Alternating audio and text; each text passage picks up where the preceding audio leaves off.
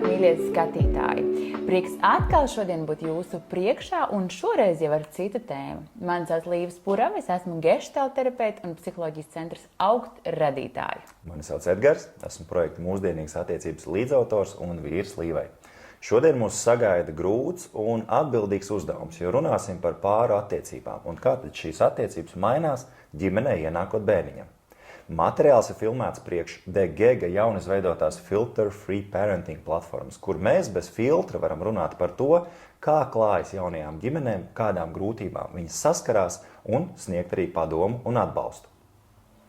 Kā jau Edgars teica, mēs šodien runāsim par partnerattiecībām, un šajā pirmajā lekcijā, kad mēs tiekamies ar jums, mēs gribētu parunāt par to, kādas izskatās mūsdienīgas attiecības, kā tās ir mainījušās laika gaitā, jo tās ir mainījušās ļoti. Tāpat tās noteikti mēs sniegsim arī savu ieskatu, savu personīgo pieredzi, jo esam kopā jau cik? Gadus 13? Jā, tā varētu būt. Mums kopā ir divi burvīgi bērniņi. Un paši esam izgājuši, nebaidos teikt, cauri vairākām krīzēm. Tā kā par to arī runāsim, kāpēc tad krīzes ir vajadzīgas un ko tās sevī ietver. Un jā, kā jau Edgars arī minēja par to, ka pirmā bērniņa ienākšana ģimenē, un tas ir, lai arī visbiežāk ļoti gaidīts notikums, tomēr tas ietver sevī arī grūtības partnerattiecībās, jo mainās pilnībā visi ģimenes komponenti. Edgar, mēs ar tevi arī šorīt vēl pie kafijas krūzes sēdējām un runājām par to, kā attiecības ir mainījušās šajos 50-60 pēdējos gados. Un mums patiesībā bija diezgan liels tāds pārsteigums, ka pavisam nesen šīs attiecības tika slēgtas nevis mīlestības dēļ, veidotas mīlestības dēļ, veidotas tāpēc, ka mēs gribam just šo te emocionālo atbalstu. Es domāju, ka tie bija pat tādi ļoti abstrakti jautājumi, par kuriem neviens apzināti tā nedomāja, ja mēs runājam par šiem 50, 60 gadiem atpakaļ.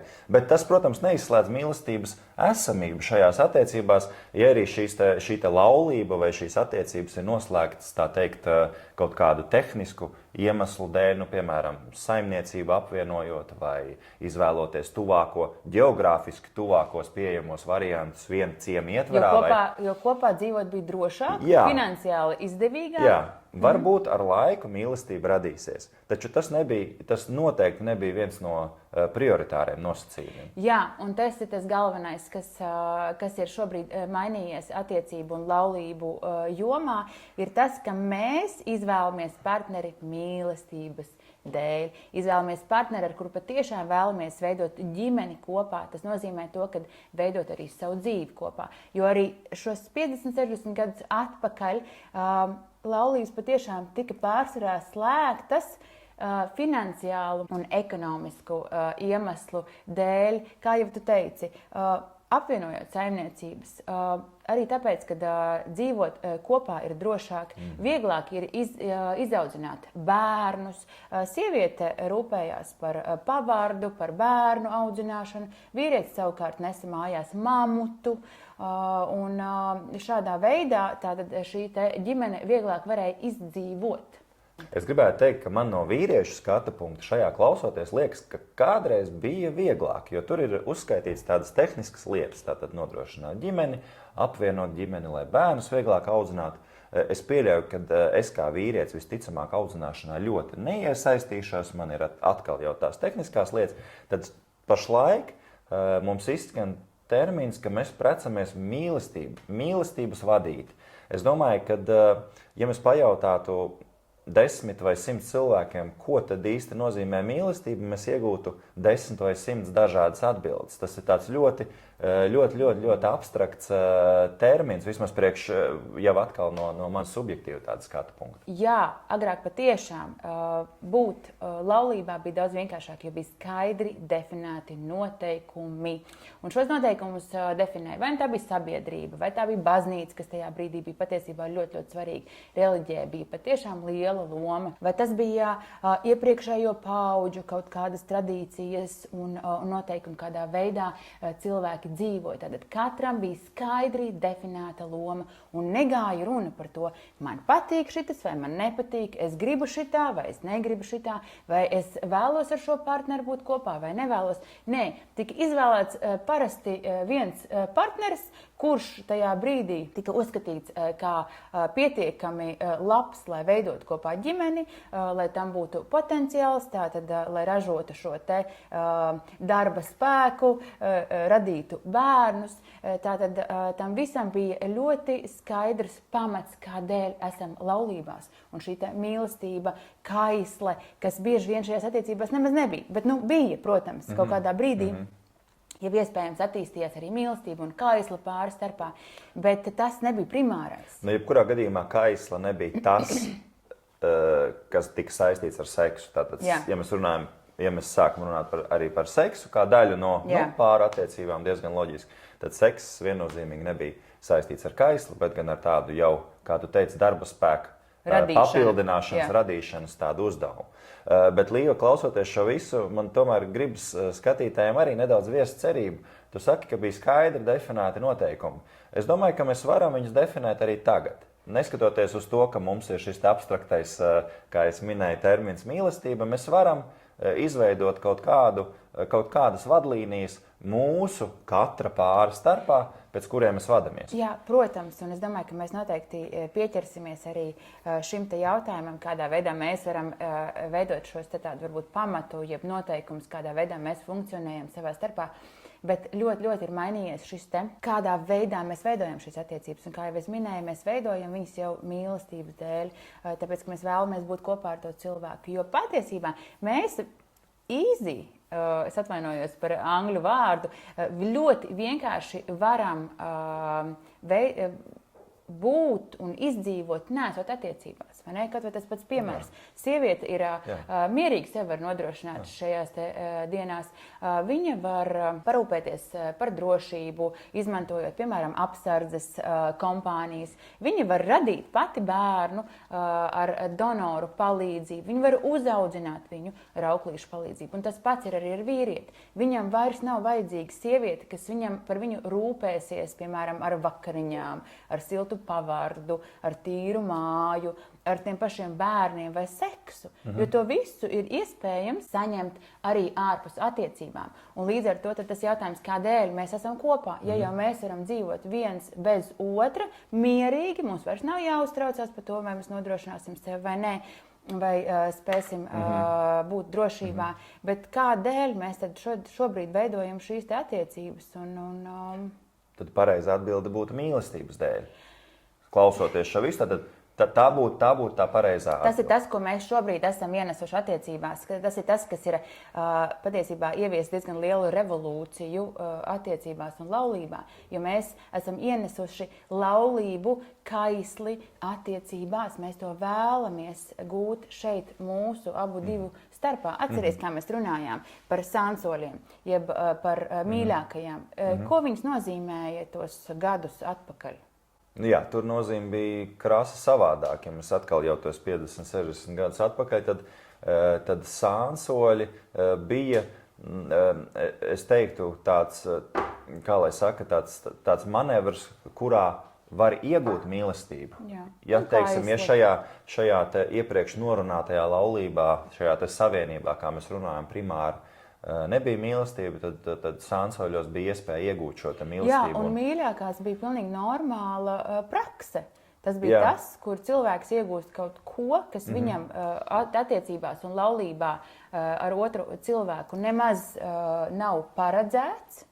Viņš iegūst to ārpusē un ir iespēja.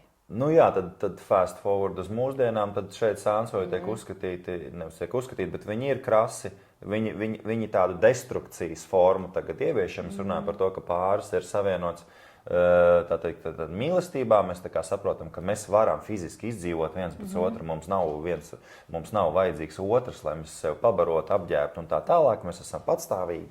Tad mīlestība mums uzliek tādu gana lielu atbildību. Un šajā gadījumā sansoļi to ietekmē gluži pretēji, tādā destruktīvā formā. Nu, tas ir, ja mēs runājam tieši par šo te sānsoļu esamību. Bet es teiktu, ka mūsu uzdevums šomēnes, šajā 4 video ciklā, mūsu uzdevums laikam nebūs teikt, vai ir labāk vai sliktāk būt attiecībās vai nebūt attiecībās. Tas ir katra paša pārziņā. Bet tas, ko mēs mēģināsim pateikt, ja jau mums ir šīs pāri attiecības, un vēl jau vairāk, ja mēs esam gatavi bērniņam, un mēs gaidām bērniņu, vai varbūt bērniņš jau ir ieradies, tad mēs pastāstīsim, kā manevrēt šajā situācijā. Jā. Un ko mums sagaidīt, un kādi pārbaudījumi mums var stāties ceļā no pagātnes, arī tagadnē, un kā tad mēs ar to visu varam darboties. Noteikti. Jā, šis bija vairāk tāds kā ievads jums, lai jūs saprastu, kā tad ir mainījušās šīs attiecības pavisam nesenā laikā. Jo arī priekš manis, kad es pirmo reizi to dzirdēju, bija diezgan liels pārsteigums. Un tikai tagad šobrīd mēs saistām attiecības, kā jau mēs minējām vairāk kārt, ar mīlestību. Un tā mīlestība, kā jau Edgars teica, arī tulkojas pavisam dažādi. Mēs katrs iztulkojam to citādāk. Līdz ar to tad man gribētos varbūt to atšifrēt vairāk. Tā pamatvajadzība, ka šobrīd tas, ko mēs meklējam pie partneri, ko es meklēju pie Edgara, ir šis te emocionālā tuvība. Tā ir tā pamatvajadzība, kas ir mūsu attiecībās. Tā ir pieņemšana, ko es gaidu no tevis. Tā ir tāda aizstāvības sajūta, drošības sajūta arī, bet vairāk tas, ka tu būsi manā pusē, ka tu man atbalstīsi. Tā ir tā emocionālais atbalsts, ko es gaidu no tevis. Tas ir cieņa, ko es gaidu no tevis. Un šī te būšana manā pusē, tas vairāk ir, nevis, kā tu teici, drošība, bet tas vairāk ir saistīts ar to, ka, ja es kaut kur kļūdīšos, ja es iešu uz darbu un man būs kāds pārpratums, ar priekšnieku vai strīds ar kolēģiem, es atnākšu mājās, tev šo stāstīšu, vēloties šo te emocionālo atbalstu, un tu man neteiksi, nē, Līva, tu nebija pareizi. Tas, ko es no tevis sagaidu, ir tas, ka tu mani uzklausīsi, un tu pateiksi, Līva, viss kārtībā, tu izdarīji labāko, ko tu varēji. Tas, ko es sagaidīšu, ka tu mani nomierināsi, atbalstīsi, un pēc tam, tad, kad emocijas jau būs rimušās, mēs varam iziet cauri tīri konstruktīvi šai situācijai. Līdz ar to šīs te vajadzības ir pilnīgi savādākas. Jā, tu gribēji kaut ko teikt? Redzat, jā, šeit ir izcils piemērs, kā šī mīlestības valoda, viņa translējas savādāk starp cilvēkiem, starp partneriem. Tad, kad Līva saka, aizstāju sajūt, man liekas, drošību, man ir jāpasargā viņa no fiziskiem uzbrukumiem. Tas ir tas, kas man liekas instinktīvi, bet šeit Līva tālāk stāsta, ka tas īstenībā nenozīmē to, es pieļauju, ka tas arī nozīmē to, bet tas galīgi nenozīmē to priekš viņas, ka priekš viņas ir tas, kad ja viņi atnāk mājās un viņi stāsta par situāciju darbā, es nemēģinu šķetināt vaļā, kas tad tai situācijā, kurš tad tur bija vainīgs, kā tur varēja savādāk darīt, bet es vienkārši uzklausu un saku, viss būs kārtībā. Nu, lūk, un šeit mēs varbūt bišķiņ parādījām arī to, cik viegli ir pārprast šos te vārdus, cik viegli ir šīs te gaidas, kas, starp citu, mūsdienās ir milzīgas mums vienam no otra, cik viņas var būt ar dažādu nozīmi, un tas, ko mēs arī sagaidām. Līdz ar to mēs stāstīsim arī par komunikāciju, cik svarīgi tad ir izstāstīt, vai ne? Izstāstīt šādi, kas ir tas, ko es gaidu no tevis vakarā, kas atnākšu satraukusies, piemēram, pēc darba.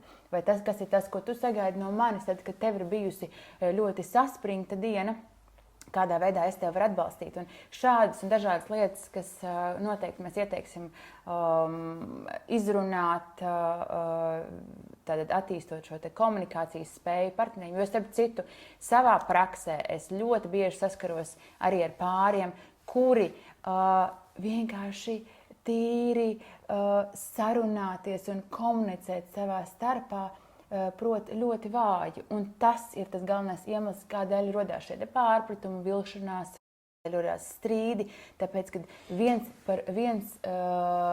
otram nespēja vai nepasaka to, kas tiek gaidīts, piemēram, no otra, kas ir tas, kā es jūtos, kas ir tas, kas man iespējams sāpēja. Nu, lūk, šodien šī pirmā lekcija tā diezgan vispārinoša par to, kā attiecības ir mainījušās, par to, kas ir tas, ko mēs šobrīd sagaidām. Un, kā es teicu, šīs gaidas mums patiešām ir ļoti augstas vienam no otra. Mēs, ja agrāk dažādas funkcijas mums pildīja šī kopiena, kura sniedza, piemēram, vīrietim, vai ne, ģimeni un laulību ar vienu sievieti, kaistu un mīlestību ar citu sievieti, vēl citas atbalsta funkcijas sniedza, piemēram, mācītājs vai ciema vecākais, vai kā nu viņus tur sauca un dēvēja. Un tāpatās arī sievietei. Bieži vien mēs runājam, lai uzaudzinātu bērnu, vajadzīgs vesels ciems, kas šobrīd, diemžēl, nav. Un šis viss ir atkarīgs tikai no mums diviem. Līdz ar to otrs ir kļuvis par visu manu pasauli, otrs ir kļuvis par visu manu kopienu.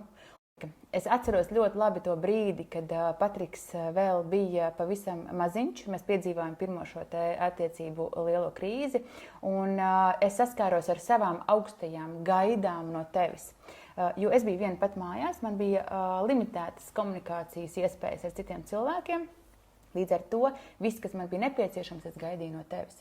Un liela bija mana atklāsme tajā brīdī, kad es sapratu, bāc, tas, ko es gaidu no tevis, ir patiesībā kādu 5 cilvēku funkcijas. Tas ir, es gribu, lai tu esi man vīrs, es gribu, lai tu esi mana draudzene, es gribu, lai tu esi mans tētis, es gribu, lai tu esi tas, kurš mans psihoterapeits. Tātad visas šīs funkcijas es gaidu no otra cilvēka. Tas ir tas, ko mēs bieži darām šodien. Tātad tur ir tas pats ciems, par ko mēs runājam, bet mēs to ciemu sauksim par resursiem nākamajos video, jo mēs runāsim par to, vai ne? Kur tad iegūt šo te draudzeni un psihoterapeitu un vispār, nu tādā varbūt netik tiešā nozīmē. Kādā veidā palīdzēt šai jaunajai ģimenei, adaptēties jaunajiem apstākļiem, negaidot to visu tikai no viena cilvēka.